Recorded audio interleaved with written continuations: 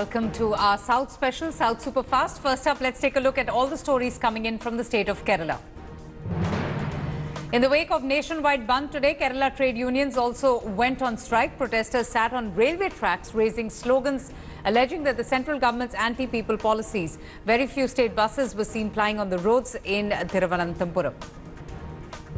State police continues a large-scale crackdown against miscreants who indulged in violence in Kerala over the last few days. According to latest data, 6,914 people have been arrested from across the state, while 954 have been remanded. 5,960 people have been bailed out so far. Kerala government has decided to bring in an ordinance to protect private property of people against the attacks during the shutdown. The Kerala government will bring the Kerala Prevention of Damage to Private Property and Pavement of Compensation Ordinance 2019. Sources said that the people involved in destruction of private property will be held liable for damage caused.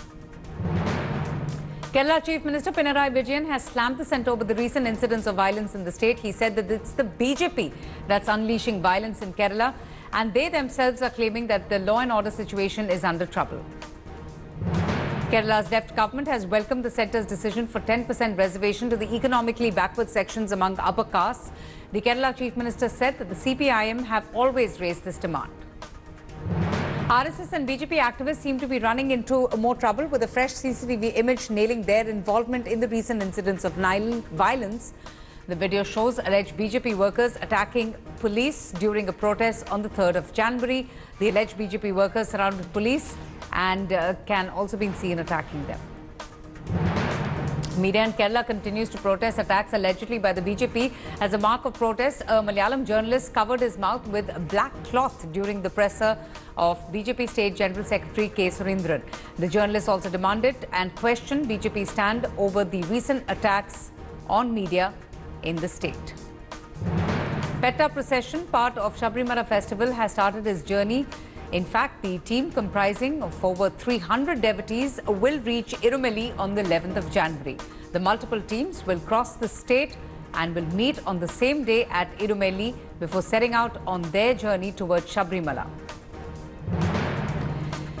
A person was killed and 4 others injured in a mishap involving an ambulance in Kollam district. The incident took place in Uchira region, where the deceased has been identified as 24-year-old Raju. 2 tribals were injured in an attack from a wild elephant.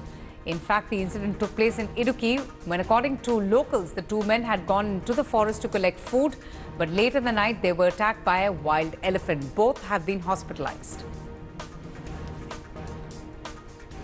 And now let's take a look at what's making news in the state of Tamil Nadu. In a big relief for Vedanta Sterlite plant in Tamil Nadu's Tuticorin, the Supreme Court upheld the National Green Tribunal's order permitting the reopening of the plant. 13 people lost their lives during a protest against the Sterlite plant in May 2018. Former Chief Minister Jayalalitha's niece Deepa Jayakumar said that she and her cadres have accepted Tamil Nadu Deputy Chief Minister O. Paneerselvam's invite to join the party. Speaking to the media, Deepa said that her party welcomes the invite and she will be meeting officially with them when he calls her. Meanwhile, a 2017 video of former Chief Minister Jayalalitha's Dr. Richard Beale has put several rumours to rest. In the video, Dr. Beale could be seen saying Jayalalitha's close confidant Sasikala asked him if the former Chief Minister had to be taken abroad for treatment. He says that if he had said yes, then they would have definitely taken her abroad. However, later he admits that Jayalalitha herself didn't want to travel abroad.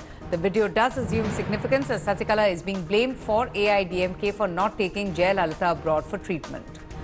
Meanwhile, Tamil Nadu Minister Balakrishnan Reddy was convicted by a special court in a 1998 arson case. He was found guilty of hurling stones at the government bus.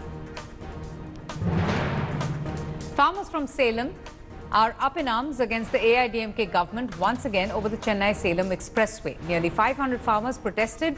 200 also protested against the project. The farmers say that they will keep on protesting until their demands are met.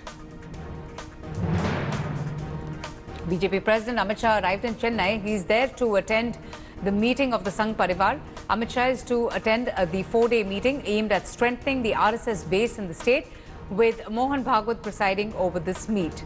While Amit Shah is scheduled to visit the state once again on the 21st of January, the Prime Minister is scheduled to visit Tamil Nadu on the 27th of January to lay the foundation stone of AIIMS in Madurai. Independent MLA TTV Dinakaran termed the cancellation of bypolls in Thiruvarur a mockery of democracy. He accused the AIDMK and the DMK of being scared of the party. In fact, the AMMK had fielded S. Kamaraj while DMK fielded Pun Kalaivanan. In a major heist, famous jewellery brand Kalyan Jewellers was robbed of 98 lakh rupees. In fact, this theft took place at Chavadi in Valayar along the highway. The jewellery brand reported a case of theft in one of their vehicles that was carrying the jewels from Thrissur to Coimbatore. The incident took place on the 7th of January. Tamil actor Jiva is all set to make his Bollywood debut with director Kabir Khan's 83, in which Ranveer Singh plays the lead role. Ranveer is going to reprise the role of Kapil Dev in the film. It's revealed that Jiva has started training as well, and he dedicates about 2 hours a day to practice cricket. After Kerala and Tamil Nadu, let's find out what's happening in the state of Karnataka. Normal life was affected in several parts of the state following the 2-day nationwide strike called by central trade unions against the anti-labour policies of the central government. Commuters and office goers faced the brunt as transport services were affected due to the Bandh. Deputy Chief Minister G. Parameshwara said that the state's coalition government has taken a policy decision that the medium of instruction in government schools from the coming academic year is going to be English. He further stated that he supports what the Chief Minister has said. The Deputy Chief Minister said that English language is going to be introduced in 1,000 government primary schools and will be gradually extended to other schools as well. Karnataka BJP has warned of an agitation if Kumaraswamy government goes ahead with the controversial steel bridge project in Bengaluru. The former minister and BJP leader Katta Subramaniam Naidu said that if the government was serious about easing the traffic situation, then it must consider the alternative proposal that the previous BJP government had proposed. He said that the BJP government had proposed a low-cost environment-friendly flyover and that a blueprint was also prepared. Water Resources Minister D.K. Shivakumar said that the opposition BJP was unnecessarily making noise about the steel flyover project. He further stated that the government would not budge to the BJP's scare tactics. The minister said that instead of blackmailing the government, the party should guide and come up with reasonable suggestions. JDS State President H. Vishwanath, who had decided to step down from his post, said that he had changed his mind and that he would continue in the post. Vishwanath said that he had met Party Supremo H.D. Devagowda requesting him to relieve him from the post. However, he said that Gowda insisted that he continue as the party state president. Vishwanath earlier cited health reasons for the decision to step down. Chief Minister H.D. Kumaraswamy signed orders for the appointment of the Congress legislators to various statutory board corporations but left out 5 key recommendations made by the Grand Old Party. The move is likely to heighten the current discord between the coalition partners. In fact, the Congress had recommended 19 legislators to boards and corporations and 9 members to be appointed as parliamentary secretaries on the 22nd of December. An ugly spat surfaced between Karnataka allies Congress and JDS. The Congress president Dinesh Kundu Rao and PWD Minister H.D. Ravana engaged in a war of words, spelling further trouble for the government. In fact, Ravana, who came under flak for his alleged autocratic conduct and ill treatment of Congress leaders, was told off by Rao for speaking out of turn. Rao also suggested that Ravana not to discuss the growing differences between the two parties in public. BJP President Amit Shah is going to be visiting Karnataka on the 9th of January to sound the poll bugle ahead of the Lok Sabha polls.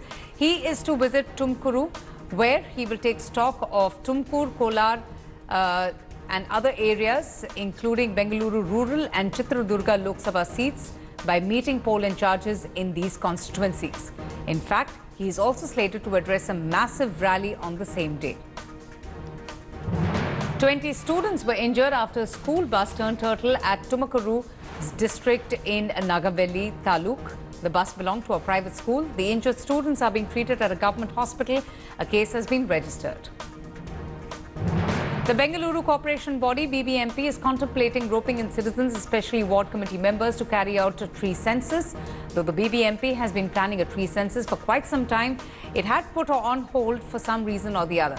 Now, with this census, the BBMP will be able to identify the trees that are dead and pose a threat to citizens. And now let's take a look at all the stories coming in from Telangana. K. Chandrasekhar Rao chaired a one-man cabinet meeting at the Pragati Bhavan in Hyderabad. The meeting was attended by his Loan Minister Muhammad Ali and Chief Secretary S.K. Joshi, along with some other officials. Among the key points that featured in the meeting was appointment of the parliamentary secretaries. The nomination of an Anglo-Indian MLA was also cleared. Issue of cabinet formation, beginning of assembly session from January 17th also came up for discussion. A whopping 3,000 crore rupees brokerage scam has been detected by the Hyderabad police. The scam came to fore after several investors complained about money being lost by investing in brokering companies. After the complaints, police began investigating and detected the scam.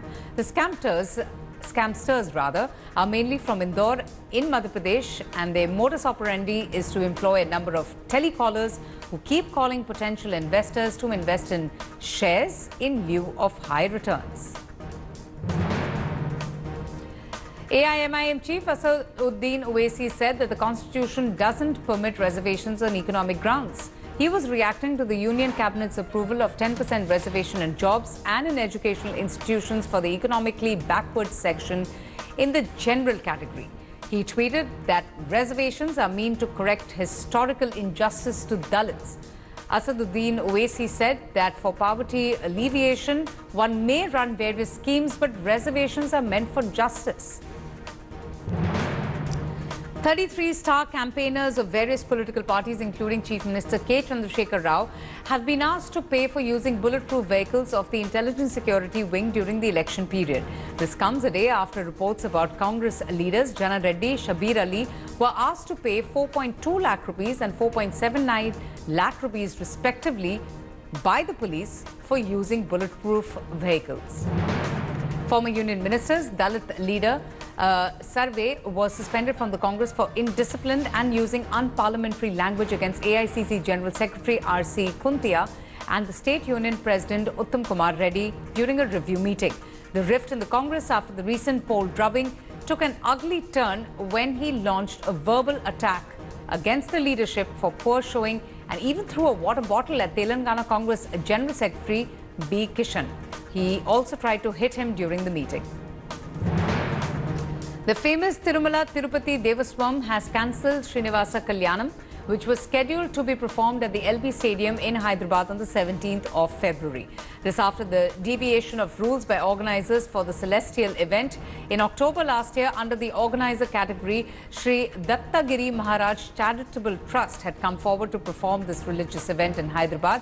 But the Srinivasa Kalyanam, which was to be observed on the 28th of October, has been postponed to the 17th of February. Congress party has demanded expulsion of BJP MLA Raja Singh from Telangana Assembly. The Congress has strongly recommended BJP MLA-elect Raja Singh's statement saying that he would not take oath as member of the Telangana Legislative Assembly in front of a pro-temp speaker who is a Muslim. TRS Rajya Sabha MP J. Santosh Kumar met the Prime Minister in the national capital. It was his first meeting with the Prime Minister after he assumed charge as MP. Santosh Kumar is considered to be quite close to the TRS chief and Telangana Chief Minister KCR, who has announced a non-BJP, non-Congress federal front. The meeting has created quite a buzz in political circles, as recently KCR also met the Prime Minister in Delhi. In a tragic incident, 2 farmers and an outsourced employee of Power Department were electrocuted to death when they came in contact with high-tension live wires. In fact, the deceased were laying an electrical line in an agricultural field when the incident took place. 3 more farmers sustained injuries during the incident.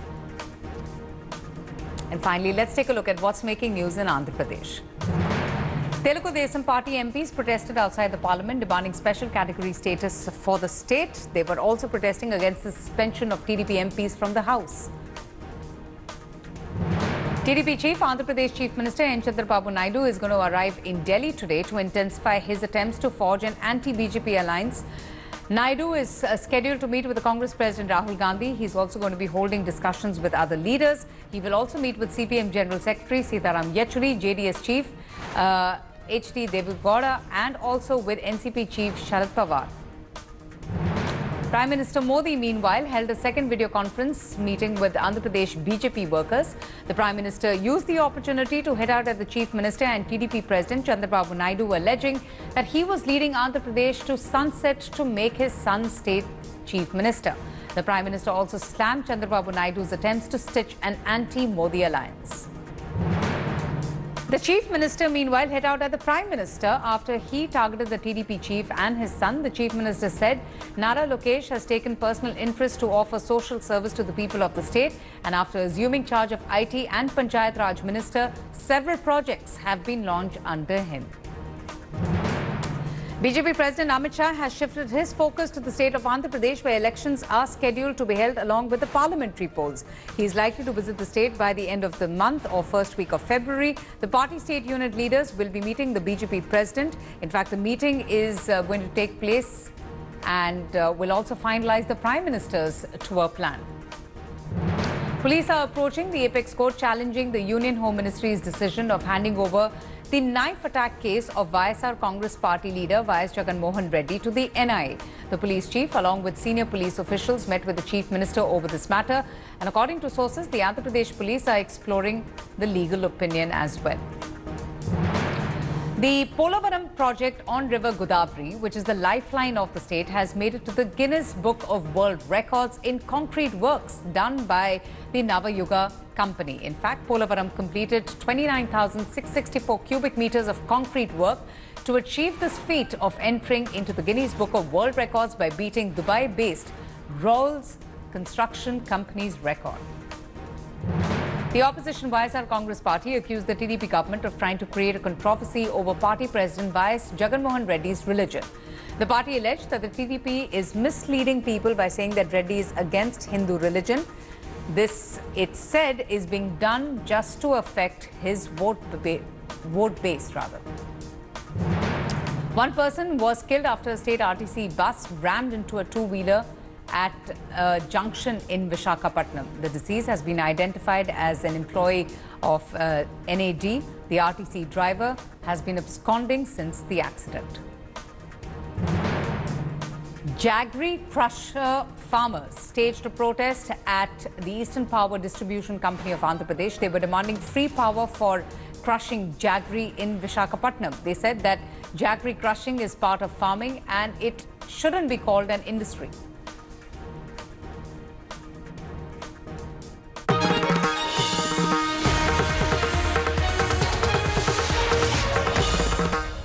Thanks for watching the video. For more such news and updates, please like, share and subscribe to India Today. Also check out our other great videos from our channel. We know you will love to.